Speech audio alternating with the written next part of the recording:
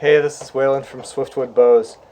I just wanted to share a quick video with you on how I've been sealing my staves after I harvest them. I used to use wood glue, which works totally fine.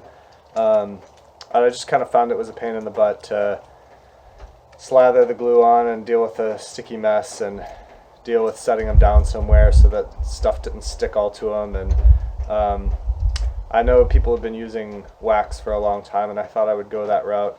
So I just wanted to share with you how simple and effective it is. First off, the wax makes a really great vapor seal and really helps to keep the moisture from leaving the ends too fast and creating checking in your bow.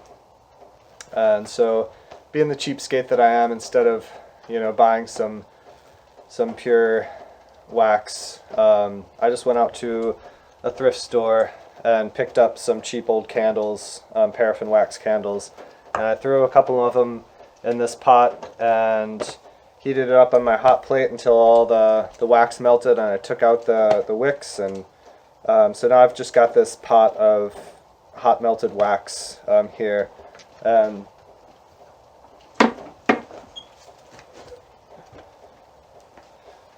all I need to do is take this stave, dip the ends down in the wax, let it drip off, flip it over, and do the other end.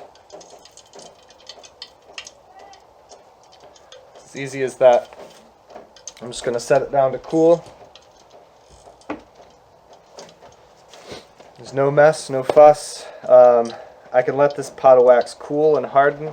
I can take it with me wherever I go. If I'm going out to harvest a bunch of staves in the woods and it's a hot, dry day, I want to get them sealed up right away, I can just bring a little propane stove and throw the pot on there and warm it up. It's a pretty great way to do it. It does a good job of sealing, and it's pretty easy. So I just wanted to share that with you. Hope you found it helpful. Thanks for watching.